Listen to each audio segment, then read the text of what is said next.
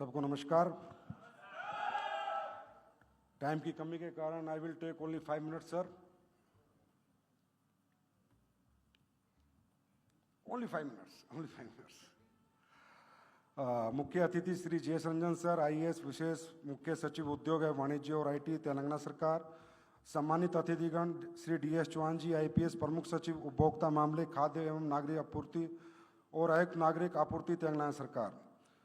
सम्मानित अतिथि श्री हेम कुमार पांडे जी, पूर्व सचिव उपभोक्ता मामले विभाग, भारत सरकार। Sir thanks for coming. और मैं आपको बताता हूँ कि जेएस सर से मेरी मुलाकात Indo UK business meet London में हुई थी। जब मैंने जेएस सर को रिक्वेस्ट की थी डायरेक्ट सेलिंग के लिए, तो जेएस सर ने आश्वासन दिया था कि मैं आप लोगों की बात सुन रहा हूँ, समझ रहा हूँ और मैं आप लोगों की इंडस्ट्री के लिए प्रयास करूँगा अच्छे से अच्छा काम करने की। और आज सर आपके सामने आ चुके हैं। Thank you sir. Let me define in a shortcut of beauty of direct selling.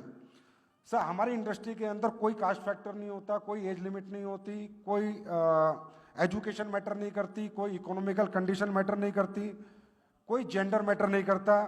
और सोसाइटी का कोई भी वर्ग आके हमारी इंडस्ट्री में काम करके खुद को सक्सेस कर सकता है और अपने परिवार के लिए एक अच्छी आर्थिक स्थिति पैदा कर सकता है। सर हमारा कंट्रीब्यूशन जो डायरेक्ट सेलिंग का सोसाइटी के लिए है वो अपने आप में एक अद्भुत है, उल्लेखनीय है। हमारी इंडस्ट्री में काम करने वाले ज्यादातर लोग रो आते हैं सर, जिन्हें ना एजुकेशन होती है, अच्छे स्टेटस के लोग भी आते हैं, लोअर मिडिल क्लास, सब तरह के लोग आते हैं। लेकिन हमारा एजुकेशन सिस्टम ऐसा होता है सर कि हम उनका स्किल डेवलपमेंट, पर्सनैलिटी डेवलपमेंट, उनको सेल्स स्किल्स डेवलप करते हैं, जो कि बहुत ही हार्ड टफ जॉब है without MBA marketing, BBA marketing. Leadership skills, how to manage the team, क्योंकि without team this is not possible to do direct selling sir. तो लीडरशिप स्किल्स डेवलप करना, वुमेन एम्पावरमेंट, मेंटल हेल्थ बहुत strong करते हैं sir. जो लोग बिल्कुल loose कर चुके हैं लाइफ में कि हम कुछ नहीं कर सकते, उनको हमारा मॉडल, हमारी एजुकेशन, उनका मेंटल हेल्थ डेवलप करते हैं, उनको ये महसूस कराते हैं अभी भी तुम में कुछ है और तुम चाहो तो इस इंडस्ट्री में काम कर सकते हो, अच्छा काम कर सकते हो। बहुत बड़ी बात मैं सर आपको बताने जा रहा हूं, जो कि डायरेक्ट सेलिंग की लोगों के बीच में चर्चा का विषय नहीं है और वो होना चाहिए। न्यूट्रिशन को पूरे वर्ल्ड में सबसे पहले इंट्रोड्यूस करने वाली इंडस्ट्री डायरेक्ट सेलिंग है। Why nutrition is most essential for our body. Nutrition sir 45 years पहले डायरेक्ट सेलिंग ने इंट्रोड्यूस किया। Obesity program of world sir, obesity major program of world आज डायरेक्ट सेलिंग इंडस्ट्री रन कर रही है sir. Obesity का 40 साल से कि ओबेसिटी हमें, हमारे लिए, अपनी हेल्थ के लिए कितनी डेंजरस है और ओबेसिटी से कैसे बचा जाए। इवन सर आज rice bran oil, refined oil, rice bran oil का भी आज हम कहते हैं इंट्रोड्यूस किया था, वो भी डायरेक्ट सेलिंग ने कि राइस ब्रेन ऑयल हेल्थ के लिए अच्छा है। उससे पहले कोई राइस ब्रेन ऑयल नहीं जानता था। तो ये बड़े बड़े काम इसने इंडस्ट्री ने किए। और सर 80% इंडस्ट्री हमारी सर वेलनेस पे ही काम करती है। 80% वेलनेस, लोगों की हेल्थ कैसे अच्छी रहे, लोग हेल्थी कैसे रहें, क्या अच्छा खाएं, क्या छोड़ें, क्या नहीं खाना चाहिए और क्या खाना चाहिए, और कौन से नेचुरल रेमेडीज से आपको ठीक होना है। ज्यादातर 80% हमारी इंडस्ट्री की कंपनियां वेलनेस इंडस्ट्री में काम कर रही है। I am right. और इवन सर आयुर्वेद को भी एक बहुत बड़ा एक्सपोजर इस इंडस्ट्री ने दिया है। बाबा रामदेव के बाद अगर आयुर्वेद के लिए किसी इंडस्ट्री ने काम किया तो वो डायरेक्ट सेलिंग इंडस्ट्री ने काम किया है। और इससे क्या हुआ सर, जो बाहर की कंपनियां हमारे यहाँ डायरेक्ट सेलिंग करती थी वो न्यूट्रिशनल प्रोडक्ट लेकर आई, आज उन्हें भी इंडिया में काम करना तो आयुर्वेद प्रोडक्ट उन्हें भी इंट्रोड्यूस करने पड़ रहे हैं। And people get lot of benefits in this industry sir, health benefits.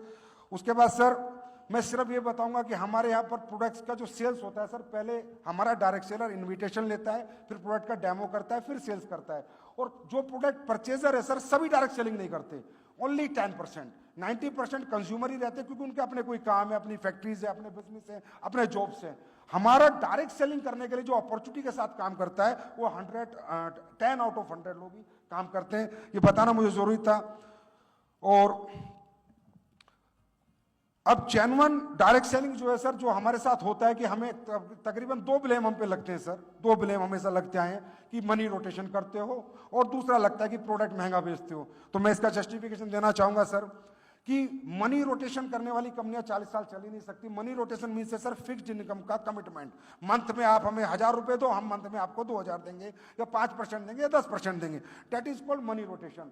हम लोग प्रोडक्ट बेस्ड इंडस्ट्री है सर, हम लोग मनी रोटेशन करके 40 साल 45 साल कैसे चलेंगे?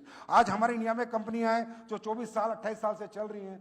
ये मनी रोटेशन नहीं है सर। जो बीच का मार्जिन था, जो एम्प्लॉयमेंट सेल्स का जो मार्जिन था, जो एम्प्लॉयमेंट का मार्जिन था और एडवर्टाइजमेंट का जो पैसा था, वो हम लोग आप इनमें लोगों में डिस्ट्रीब्यूट करते हैं और यही हमारा डिस्ट्रीब्यूशन मॉडल है। इसीलिए सर हम 40 और 45 साल से सर्वाइव कर रहे हैं। नहीं तो 2 साल के अंदर जो ये चिट फंड कंपनियां ये बंद हो जाती है। और ये स्ट्रगल सर हम लोगों की है और यही आशीर्वाद, ये ब्लेसिंग हमें आप लोगों से चाहिए कि इन लोगों से हमको अलग कर दो सर। हम इनके साथ नहीं रहना चाहते